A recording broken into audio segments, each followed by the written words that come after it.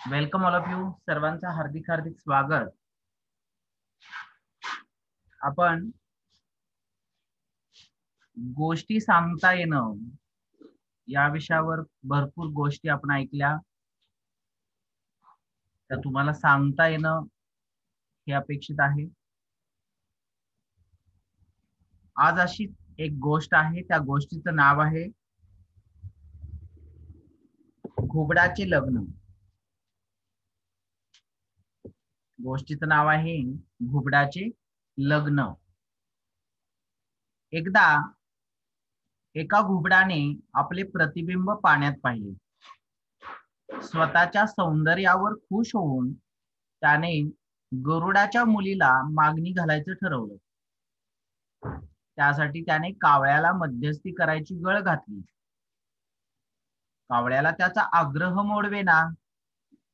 त्यानं घुबडाचा निरोप गरुडाला सांगितला. गरुडाला हसूच आलं, तरीही त्याने घुबडाला निरोप दिला. भर दुपारी 12 वाजता उंच आकाशात येऊन हेच म्हणणे तू मला सांग, मी माझी मुलगी तुला देतो. घुबड या गोष्टीला तयार झाले. दुसरे दिवशी गरुड दुपारी उंच आकाशात विहार करीत राहिला. घुबडाने त्या लख्ख उजेडात उंच उडण्याचा, आकाशाकडे पाहण्याचा खूप प्रयत्न केला, पण त्याच्या डोळ्यापुढं अंधारी आली आणि तो धडपडत खाली आला व जमिनीवर आपटला आणि जखमी झाला. असा अविचार करणार आणि त्यावर उपाय न शोधता स्वतःला जखमी करणार हे घुबड होत. पण याच्या जागी जर शहाणं घुबड असतं तर त्यानं काय केलं असतं? त्या गरुडाला भेटण्यासाठी त्यानं काय केलं असतं? कोणाला सांगता येईल का? बघूया, तुम्हाला कोणाला सांगता येते का?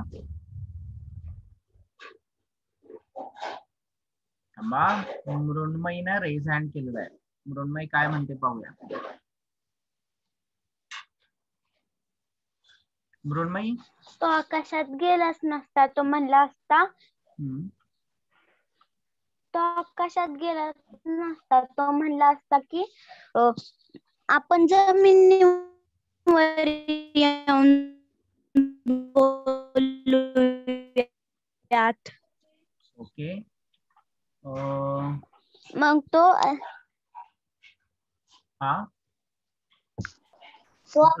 गेलाच नसता, तो म्हणला असता की आपण दोघं खाली बोलूया, खाली मस्त गारावा आहे. बर. हा पृथ्वीराजनं सांगितलं. आणखी मृण्मयी आणि स्वरूप काय काय सांगतायत? सरताज, काय केलं असतं? तो त्या घरात गेला असता. बर, घरात गेला असता. तो जमिनीवर तो म्हणला असता माझ्या घरी या, आपण माझ्या घरात बोलूयात. माझ्या घरी या, घरी बोलूया. बर, म्हणजे तो तयारच झाला नसता आकाशात भेटायला भर दुपारी, असं पण झालं असतं, आहे की नाही? म्हणजे त्यानं आकाशात भर दुपारी भेटायला ठरवलं, ही चूक झाली. पण पहा, घुबडाने ही अट मंजूर केलेली होती की आकाशात भेटायला जायचं. मग तो विचार करायला लागला की जर भर दुपारी आकाशात जायचं असेल तर आपल्याला पूर्ण तयारीनिशी जायला लागणार. मग त्यानं सनस्क्रीन लोशन लावलं, सनकोट घातला, डार्क रंगाचा क्रिस्टन डायलचा गॉगल घातला, डोक्यावर पुढे सनग्लासेस असणारं हेल्मेट घातलं आणि भर दुपारी अशा जय्यत तयारीनं घुबड उंच आकाशात उडालं. गरुडा पुढे उडत राहून त्याने गरुडाच्या मुलीला मागणी घातली आणि त्याने आपली शर्त पूर्ण करून दाखवली. ते केल्याचं पाहून गरुडाला आपली मुलगी त्याला देण्याचं मान्य करावं लागलं आणि गरुडाला आपली मुलगी त्या घुबडाला द्यावी लागली. सांगा का द्यावी लागली बरं? कोण सांगेल? कोण सांगेल का द्यावी लागली? हा स्वरूप. घुबडाने त्याला शर्त घातली आणि घुबड जिंकले म्हणून गरुडाला त्याची मुलगी घुबडाला द्यावी लागली. अगदी बरोबर, अगदी बरोबर. त्यानं शर्त लावलेली होती आणि ती शर्त जिंकली. शर्त जिंकल्यामुळं त्याला मुलगी द्यावी लागली. अशा पद्धतीनं अविचार करताना सुद्धा ज्या वेळेला पूर्ण तयारीनिशी काही लोक काम करतात त्यावेळेला त्याच्यामध्ये यश मिळतं. पण नुसतंच अविचारानं एखादी गोष्ट ठरवली तर फळ मिळत नाही. पहा, अशीच एक गोष्ट आहे ज्या गोष्टीचं नाव होतं माकडाचा न्याय. आपण ती खूप वेळा ऐकलेली आहे की दोन बोक्यांनी मिळून लोण्याचा गोळा पळवला. त्या दोघांची त्या लोण्याच्या गोळ्यासाठी आपसात भांडणं सुरू झाली. शेवटी दोघांनी मिळून तिसऱ्याच कुणाला तरी मध्यस्थी घालायचं ठरवलं आणि त्यांची मध्यस्थी ऐकायला त्यांना एक माकड भेटलं. त्यांनी माकडाजवळ आपलं सगळं गाऱ्हाण सांगितलं. माकड म्हणाला, ठीक आहे, मी न्याय देतो. माकड जाऊन एक तराजू घेऊन आलं आणि तराजू दोन्हीकडं लोणी ठेवलं. जिकडचं पारडं खाली जाईल त्या पारड्यातलं थोडे लोणी काढून माकड खात असायचं. करता करता असं कधी या पारड्यात एक पारड जड असायचं, तिकडचं खाल्लं तर दुसरं पारड जड व्हायचं, तिकडचं खाल्लं तर ती परत दुसरं पारड जड, असं करत करत दोन्ही पारड्यात मिळून थोडंच लोणी राहिलं. तेव्हा ते म्हणालं, आता ही तर माझी फी आहे, आणि म्हणून ते लोणी त्यानं खाल्लं आणि माकड पळून गेलं. आणि दोन्ही बोके जे भांडत होते ते हात चोळत बसले. म्हणजे दोघांच्या भांडणामध्ये तिसऱ्याचा लाभ झाला, तिसऱ्याला फायदा मिळाला. पण पहा, जर त्या दोन्ही बोक्यांना जर खायचं असतं लोणी तर त्यांनी काय करायला पाहिजे होतं? याबद्दल तुम्हाला काय वाटतं? काय करायला पाहिजे होतं? त्यांचं लोणी तर सगळं माकडच खाऊन गेलं.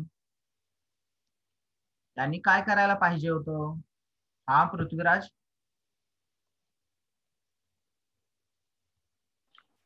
त्यांनी एक तराजू आणायला पाहिजे होता आणि त्या दुसऱ्या मांजराला अर्ध आणि ह्या मांजराला अर्ध असं करून खायला पाहिजे होतं. बरोबर, त्यांनी समान वाटणी करून खायला पाहिजे होतं. भांडत बसल्यामुळे त्यांचं नुकसान झालं, त्यांनी भांडायला नको पाहिजे होतं. तर पहा, त्यांनी काय केलं?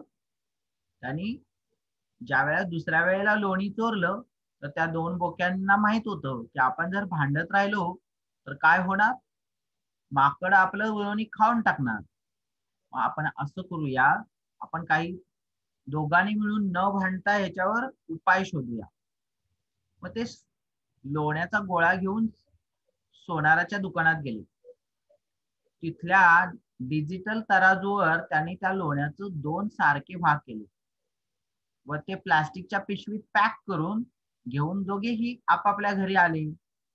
बोक्यांनी पळवलेला लोण्याचा गोळा बघून मध्यस्थी करायला आपल्याला आता हे बोलवतील आणि मला लोणी खायला मिळेल असं ज्या माकडाला वाटत होतं ते मात्र स्वप्न बघत तसंच झाडावर बसलं आणि आता माकडाला हात चोळायची पाळी आली. हा जोया काहीतरी बोलणार आहे, रेज हँड आहे जोया. जोया, जोया काय बोलणार आहे?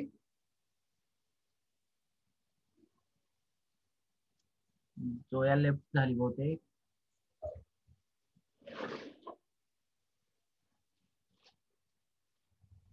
जोया, जोया माइक सुरू कर.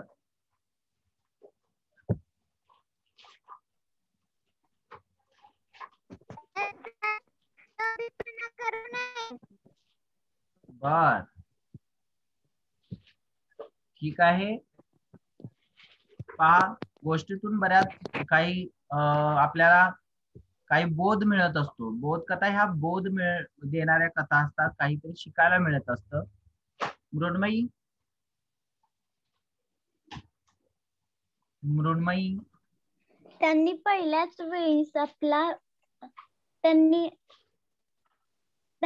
वेळेस आपला भाग असा समान समान करून घेतला असता तर परत त्यांना हात चोळत बसायची पाळीच नसते आली. अगदी बरोबर. पहिल्यांदाच असं केलं असतं तर त्यांना परत हात चोळत बसायची वेळ आली नसती. दुसऱ्यांदा त्यांनी आयडिया शोधली आणि त्यांनी समान वाटणी करून लोणी खाल्लं असेल. ठीक आहे. अशीच एक गोष्ट होती सिंह, गाढव आणि कोंबड्याची. कोंबड्याच्या आवाजाला सिंह घाबरतो म्हणतात. एकदा एक गाढव एका ठिकाणी चरत असताना झाडावरच एक कोंबडा बसला होता. इतक्यात एक सिंह तिथं आला. तो गाढवावर हल्ला करणार एवढ्यात कोंबडा ओरडला. तो आवाज ऐकून सिंह घाबरला, कारण त्यानं कोंबड्याचा आवाज ऐकलेला नव्हता. पण तो पळत सुटला.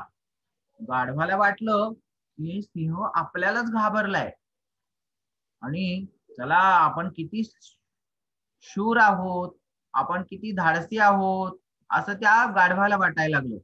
आणि सिंह पुढे पळतोय, गाढव मागं पळायला लागलं. सगळ्या जंगलातले प्राणी बघायला लागले, अरे सिंह पुढे पळतोय आणि मागून गाढव पळतोय. असं थोडं अंतर गेल्यानंतर सिंहानं मागं पाहिलं तर त्याला दिसलं की अरे गाढव माझ्या मागं लागले. आणि थोडं पुढं गेल्यानंतर सिंहानं मागे वळून गाढवावर झेप घेतली आणि गाढवाला खाऊन टाकलं. आता सांगा, गाढवाचं काय चुकलं बरं? गाढवाची काय चूक झाली?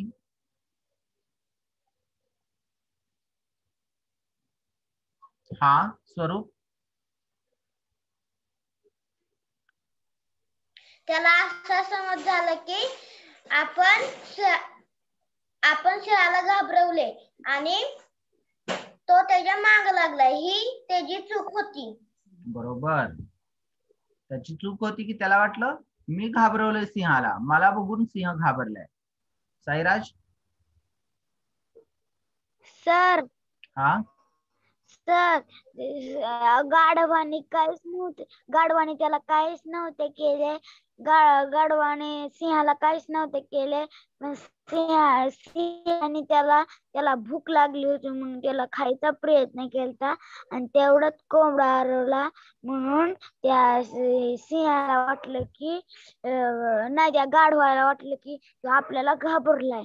मग ते सिंहाच्या माग गाढव सिंहाच्या माग सिंहाला मारा पळत होता. Thank you sir. छान. Thank you sir. छान साईराज. सरताज. गाढव सिंहाच्या मागे धावला नसता. गाढव सिंहाच्या मागे धावला नसता तर त्याचा जीव वाचला असता. जोया.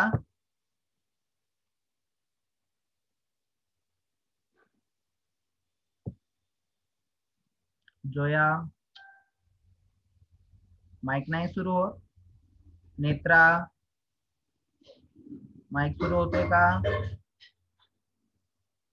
पृथ्वीराज.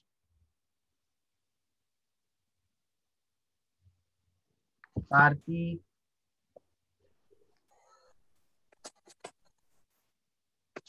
सर मी सांगू? हा सर, गाढव सिंहाच्या मागे पळाला नसता तर त्याचा जीव गेलाच नसता. होय. बर. सर मी सांगू? हा. गाढवाने जर इकडे तिकडे झाडाच्या कडेला बघितले असते तर त्याला कोंबडा दिसला असता. त्याला असे वाटले की आपण ओरडलोय. मग सिंह घाबरून पळाला. सिंहाच्या माग गाढव असता तर गाढवाचा जीव वाचला असता. छान. हा प्रतीक. जर गाढवाने सिंहाला घाबरवलं नसतं तर त्याचा जीव वाचला असता. बर, पण गाढवानं सिंहाला घाबरवलंच नव्हतं. सिंह घाबरला, तो आवाजाला घाबरलेला होता आणि तोही कोंबड्याच्या आवाजाला. लक्षात आलं? तुषार,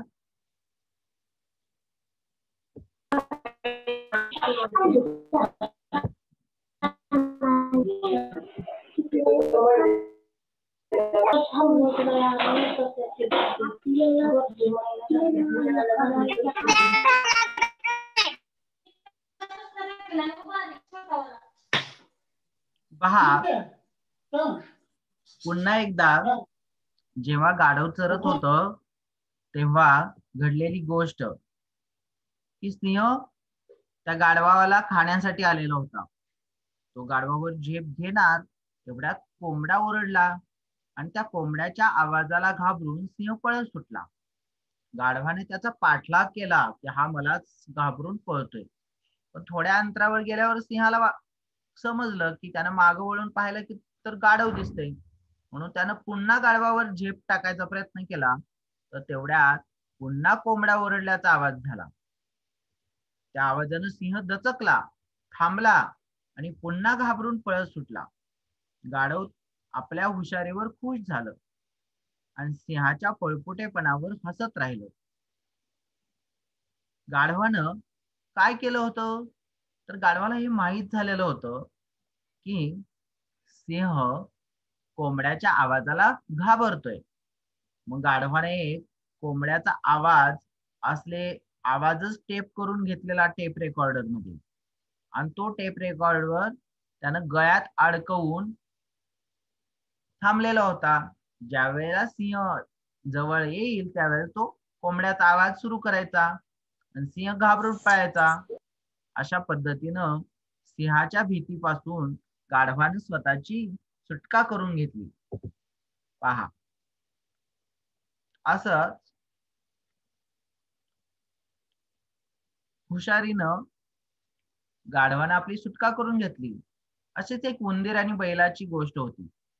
एक उंदीर एका बैलाच्या पायाला चावला आणि हळूच बिळात जाऊन लपून बसला. बैलाला खूप राग आला, पण त्याला काही उंदीर सापडला नाही. जरा वेळानं उंदीर बैलाला पुन्हा चावला आणि पळून जाऊन बिळात जाऊन लपून बसला. असं एकदा झालं, दोनदा झालं, तीनदा झालं, 4 वेळा झालं. बैलाला आता खूपच राग आला. प्रत्येक वेळेला उंदीर जाऊन बिळात जाऊन लपत होता. त्याला काहीच करता येत नव्हतं. हे पाहून उंदीर त्याला म्हणाला, तू एवढा शक्तिमान आहेस, पण माझ्यासारखा शूद्र प्राणीही तुला त्रास देऊ शकतो आणि तुला काहीही करता येत नाही. बैल मात्र दातोड खात गप्प बसला. म्हणजे बैलाला काहीच करता आलं नाही.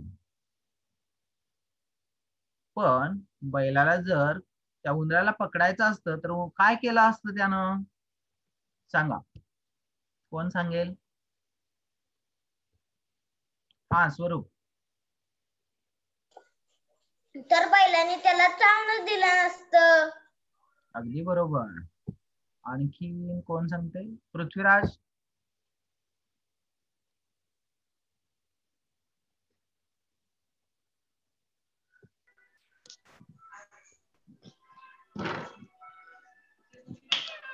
एका जागेवर बसलेलं नाही पृथ्वीराज, सगळ्या घरात कुठं फिरत बसतोय? कोण आलेला? हा, साईराज. सर, जर त्याला बैलाला जर उंदराला पकडायचे असते तर त्याने ती चावायच्या वेळेस मागेच बघितले असते ते पायाला चावतोय, असं चावताना कोण चावते? उंदीर. मग तिने त्याला पकडले असते आणि त्याच्या शेपटीने मारल्या असते. Thank you sir. बर. नेत्रा. सांग, बैलाला उंदराला जर पकडायचं असतं तर त्यानं कसं पकडलं असतं? जोया? सर, उंदीर बैलाला चावला नसता तर बैलाला राग आला नसता. हो, हे पण आहे. चावला नसता तर राग आला नसता, पण आता चावलाय ना, मग आता सारखा सारखा येऊन चावतोय. प्रतीक?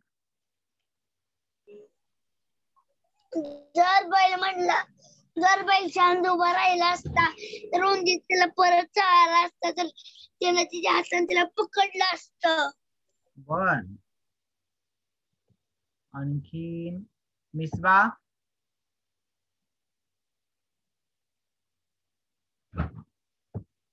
मिसबा, तुषार?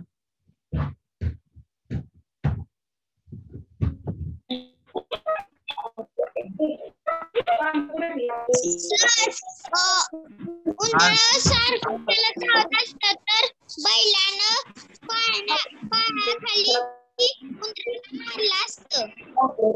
बर.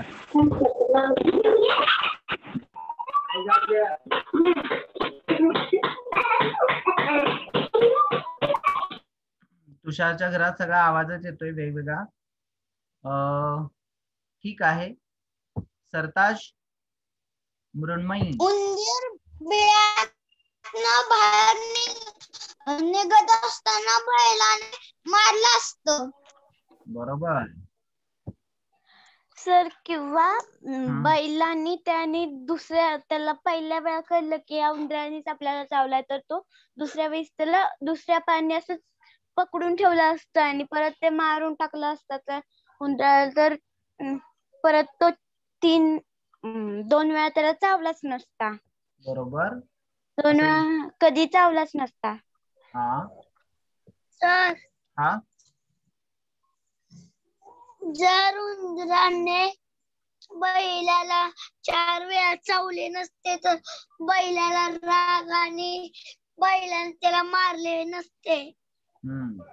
तर लक्षात घ्या, असंही झालं असतं की बैलाने काय केलं असतं, एकदा चावला, दुसऱ्यांदा चावला, आता हा कोण चावतोय ते बैलाच्या लक्षात आलं की उंदीर चावून बिळात जाऊन लपून बसतोय. त्यानं काय केलं असतं, आपल्या शिंगानं ते बीळ आहे ते सगळं उकरून टाकलं असतं. शिंगाने ते बीळ उकरल्यानंतर तो उंदीर सापडला असता आणि तो मग पायानं त्याला मारला असतो. असंही झालं असतं. ठीक आहे. आणखी एक असंच आहे, अशी गोष्ट, ज्या गोष्टीचं नाव आहे गाढव आणि त्याची सावली. एकदा एका प्रवाशाने एक गाढव भाड्याने घेतलं व त्यावर बसून तो प्रवास करू लागला. वाटेत कडक ऊन पडलं होतं. ऊन फार कडक झालं होतं. त्याने गाढवाला उभं केलं आणि त्याच्या सावलीत तो बसू लागला. पण गाढवाचा मालक त्या प्रवाशाला तसं करूनच देत नव्हता. तो त्या प्रवाशाशी भांडू लागला, मी तुला गाढव भाड्याने दिलेला आहे, त्याची सावली दिलेली नाही. तेव्हा तो प्रवासी त्याला म्हणाला, अहो मी गाढव भाड्याने घेतलाय, त्याच्याबरोबर सावली सुद्धा येणारच की. पण तो मालक काही ऐकेना. दोघांच्यात भांडण लागलं आणि त्यांच्या भांडणामध्ये मात्र ते गाढव पळून गेलं. पहा, म्हणजे तो मालक त्याच्याशी भांडत होता की मी तुला गाढव भाड्याने दिलेला आहे ना, त्याची सावली दिलेली नाही. पण जर शहाणा प्रवासी असता तर तो काय म्हणाला असता, तो म्हणाला असता, ठीक आहे, तू गाढवाची सावली घेऊन इथंच थांब, मी गाढव घेऊन पुढे जातो, तू तुझ्या मालकीची सावली घेऊन बाजूला हो, घे तुझी सावली, असा हुशार असणारा प्रवासी म्हणाला असता. आता त्यानं सावली घेऊन जाण्याची परवानगी दिल्यामुळं त्या मालकाला भांडताच आलं नसतं आणि गाढवाची सावली गाढवाबरोबरच चालू लागली असती आणि मालक मात्र हात चोळत मुकाट बसला असता. म्हणजे काही वेळेला हुशारीनं काम केलं तर त्याचा फायदा होतो. अशीच एक, या गोष्टीबद्दल कोणाला काय बोलायचं आहे? साईराज?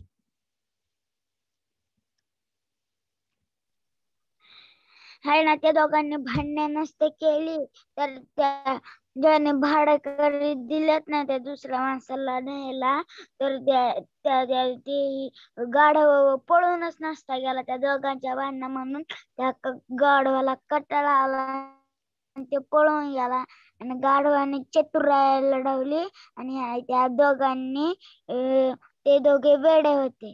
त्यांनी भांडण नव्हते करायला पाहिजे. Thank you sir. बरोबर, भांडणं करायला नाही पाहिजे होती. नेत्रा, त्या दोघांनी भांडण केलं नसतं. त्या दोघांनी घरासमोर भांडण केलं नसतं तर गाढव दोघांच्याही कामी आलं असतं. दोघांच्याही कामी आलं असतं. बर. आणखी कोण सांगते? जोयाचा रेज आहे. जोया, हुशारीनं काम करावं. बरोबर, हुशारीने काम करावं. आता ऐका, असंच एक गोष्ट आहे. गोष्टीचं नाव आहे गरुड आणि मांजर. एकदा एक गरुड आकाशात उंच उडत उडत असताना खाली जमिनीवर ससा बसला आहे असं त्याला वाटलं. तो खरंच ससा आहे की काय हे पाहण्यासाठी त्यानं त्या प्राण्यावर झडप घातली व त्याला पकडून खाण्यासाठी घेऊन तो उंच आकाशात उडाला. तोच काय झालं, त्याला समजलं की तो ससा नाही तर ते मांजर आहे. कारण त्या मांजरानं आपल्या तीक्ष्ण अशा नख्यांनी गरुडाचा गळा दाबायला सुरुवात केली व काही वेळातच त्याला ठार मारून टाकलं आणि ते जमिनीवर पडलं. गरुडाच्या गैरसमजामुळं किंवा गरुडाला असं वाटलं की तो ससा आहे आणि ससा सोडून त्यानं मांजर घेऊन गेला आकाशात आणि त्या ह्याच्यात त्या मांजरानं गरुडाला ठार केलं. आता घाईनं असं जर काम केलं तर त्याचे परिणाम सुद्धा वाईट होतात असं याच्यातून समजतंय. तुम्हाला काय वेगळं वाटतंय? पाहूया. नेत्रा, सर, त्याने विचार करून काम केलं असतं तर तो होऊ शकला नसता, मरू शकला नसता. बरोबर, विचार करून काम केलं असतं तर त्याचा जीव वाचला असता. पृथ्वीराज, जर गरुडाने मांजराला तसा दिसला मांजर असत तर त्याच्या जागी मांजराला उचलून नेलं नसतं तर आकाशात गरुड मेला नसता. बरोबर. साईराज, सर, जर गरुडाने जर नीट बघून ससाला पकडलं असतं तर मग त्या दोघा ते गरुड नसता मरला आणि जर त्याने मांजरीला पकडलं असते आणि तो मरला, पण मांजरीने तसं नव्हते करायला पाहिजे. त्याला म्हणायचं खाली उतरते मांजर नको, पण तिने त्याला मार ठार करून टाकलं. Thank you sir. बर.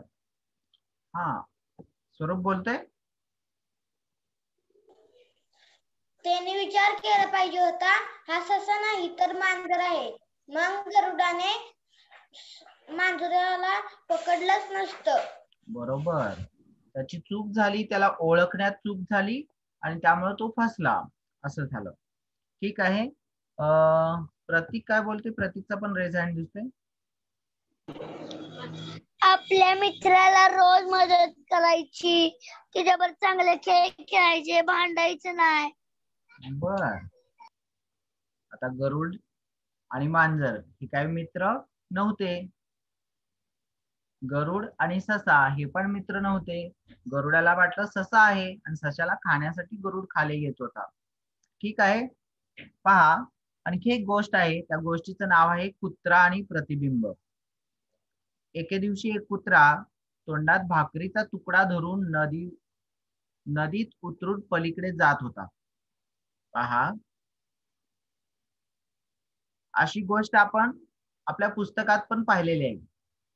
एक कुत्रा चाललेला असतो आणि त्याला एक भाकरीचा तुकडा सापडतो किंवा काही जणांना पुरी सापडते असं म्हणतात. पुरी सापडली, मग ती पुरी किंवा तो भाकरीचा तुकडा घेऊन तो नदी वर असणाऱ्या पुलावरून चाललेला असतो आणि पुलावरून जात असताना तो खाली पाहतो पाण्यात पाण्यात पाहिल्यानंतर त्याला त्याचं प्रतिबिंब दिसतं, पण पाणी नदीचं शांत असतं आणि त्याच्यामध्ये त्याला दुसरा कुत्रा दिसतो. ते पाहून त्याला वाटलं की दुसरा कोणीतरी कुत्रा भाकरी तोंडात धरून किंवा ती पुरी तोंडात धरून चाललेला आहे. त्याची ती भाकरी पण आपण पळवावी असं त्या कुत्र्याला वाटतं आणि त्यासाठी तो तोंड उघडतो त्याच्यावर भुंकण्यासाठी. त्याच्या तोंडातली ती भाकरी घेण्यासाठी तोंड उघडतो, पण याचंच तोंड उघडल्यामुळं काय होतं, त्याच्याही तोंडातली ती भाकरी पाण्यात पडते आणि नदीत पडून ती तळाशी जाते. अशा पद्धतीनं मग मात्र कुत्र्याला लक्षात येतं की अरे इथं तर कुत्रा नव्हताच, आपलंच प्रतिबिंब होतं आणि त्यामुळं त्याचं नुकसान होतं. चला इथं आता तुषार काहीतरी सांगणार आहे. तुषार. कुत्र्याने पाण्यात बघितले नसते तर कुत्र्याचा जीव गेला नसता. बर. आणखीन सरताज. कुत्र्याने भुंकले असते तर पाण्यात पोळी पडली नसती. हा, पोळी पडली नसती, भाकरी पडली नसती. मृण्मयी. सर त्या कुत्र्याने आपले तोंड उघडले नसते तर ती भाकरी पडली नसती किंवा पाण्यात बघितले नसते भाकरी पडली नसती. सर मला तुम्हाला अजून एक सांगायचंय. हा बोल की. सर तुम्ही दोन एका नोकराची आणि एका प्रवासाची गोष्ट सांगितली ना, गाढवाची आणि प्रवासाची. त्या गोष्ट अशीच एका दोन मित्रांची आणि एका घोड्याची आहे. होय, अरे वा. हा बरोबर. माझ्या पप्पांनी पुस्तक घेतलं त्यात आहे ती. होय. हा, गोष्टीची पुस्तकं जास्तीत जास्त वेगवेगळी वाचा, तुम्हाला खूप वेगवेगळ्या गोष्टी पाहायला मिळतील, ऐकायला मिळतील. सर मी तुम्हाला माझ्या पप्पांचं गोष्टीचं हे दाखवू, कपाट दाखवू? हा दाखवू की. तुझा व्हिडिओ बंद आहे आता मृण्मयी. हा, अरे वा, छानच की. वा वा. माझे पप्पा जिथे पण जायचे तिथनं पुस्तक आणायचे. खूप छान, खूप छान, खूप छान. छान संग्रह आहे, पुस्तकांचा संग्रह छान आहे. छान. पहा, मृण्मयीच्या घरी ज्या पद्धतीनं पुस्तकांचं कपाट आहे, असं म्हटलं जातं ज्या घरात आहे पुस्तकाचं कपाट ते घर कधीच होऊ शकत नाही सपाट. ज्या घरात आहे पुस्तकाचं कपाट आणि कम्प्युटर ते घर सदैव होईल अग्रेसर. घर जर पुढे घेऊन जायचं असेल तर कपाट पुस्तकांचं पाहिजे आणि कम्प्युटर पण पाहिजे. जसं जसं तुम्ही मोठे व्हाल तसं कम्प्युटर पण शिका आणि पुस्तकच जास्तीत जास्त वाचा, त्यामुळे तुम्ही खूप ज्ञानी व्हाल. हा, साईराज काय सांगणार आहे? सर हलगर्जीपणा करू नये. एक मिळाले ना बस दुसरी घेणे नाही, दुसरी घ्यायला लागले की आपले ती बी जाते आणि दुसरी बी. बरोबर साईराज, म्हणजे हावरेपणामुळं आहे ते पण जातं. पण असं पण जर हुशार जर कुत्रा असता तर त्यानं ते ओळखलं असतं, अरे हे माझं प्रतिबिंब आहे. त्यानं नदी ओलांडली असती, काठावर बसून भाकरी खाल्ली असती आणि आपल्या पाठीवरच्या पिशवीतून एखादा कंगवा काढून मस्तपैकी पाण्यात पाहून केस विंचरले असते, शेपूट विंचरली असती आणि पुन्हा पाण्यात चांगला पोहत बसला असता, असंही झालं असतं.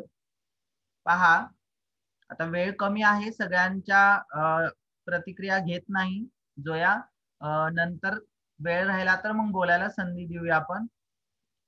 समुद्र पक्षी आणि मासा अशी एक गोष्ट होती. एकदा एक समुद्र पक्षी समुद्रात सूर मासून मासे पकडून खात असायचा. हावरेपणामुळं त्याने एक मोठा मासा पकडला आणि त्याच्या घशात मावणार नाही एवढा तो मोठा मासा त्यानं गिळला. तो त्याच्या घशात अडकला आणि त्याचा जीव तडफडू लागला. तो मरायला टेकला. तेव्हा त्याची दशा पाहून एक बगळा त्याला म्हणाला, तुझ्या हावरेपणाचं तुला चांगलं प्रायश्चित्त मिळालं. आपलं सामर्थ्य किती आहे याचा विचार न करता तू भलतच धाडस केलंस, याचा हा परिणाम आहे. म्हणजे अंतरून पाहून पाय पसरावे किंवा जेवढं आपली कुवत आहे त्या पद्धतीनं काम करायला पाहिजे, अशा पद्धतीनं त्याला तो सांगायला लागला. पण त्याला जर तो मासा मोठा पकडलेला खायचा असता तर त्यानं काय करायला पाहिजे होतं, कोणाला सांगता येईल का? काय करायला पाहिजे होतं जोया? हवरटपणा करायचं नाही. हवरटपणा करायचा नाही. आपल्या पहा, त्यानं असंही केलं असतं की तो मासा पकडलेला एवढा मोठा मासा गिळायला नाही पाहिजे होता. तो तसाच घेऊन जर हॉटेलमध्ये गेला असता आणि किनाऱ्यावरच्या हॉटेलात घेऊन तो मासा दिला असता, आचार्याला सांगितलं असतं याचे चांगले तुकडे करा आणि माशाच्या तुकड्यांना मसाला लावून मस्तपैकी ओव्हन मध्ये ठेवून त्याचे फिश कबाब बनवा आणि तिथं शांत बसून छोटे छोटे पीस तो खाऊन टाकले असते आणि खूप आस्वाद घेतला असता. असंही झालं असतं. आता एक शेवटची गोष्ट, कोल्हा आणि रानडुक्कर. एक रानडुक्कर आपल्या दाताला झाडाच्या बुंद्यावर घासून धार लावत होतं. तिथे कोल्हा आला आणि त्याला विचारू लागला, अरे तुझ्यावर कोणी शत्रू चाल करून आल्याचं तर चिन्ह नाही दिसत, असं असतं तू आपले दात कशाला धार लावून तयार ठेवतोस? त्यावेळेला डुक्कर ते म्हणाले, रानडुक्कर, मित्रा, माझ्यावर कोणी चाल करून आलं नाही हे खरं, पण रिकाम्या वेळेत आपल्या हत्याराला स्वच्छ करून धार लावून ठेवलं बरं, कारण संकटाच्या वेळी तितकी तयारी करायला वेळ मिळत नाही. म्हणजे घराला आग लागल्यावर विहीर खणायला निघणं म्हणजे मूर्खपणाच आहे, तहान लागल्यावर आड खाणं म्हणजे मूर्खपणाच आहे. याच्यातून खूप गोष्ट समजते.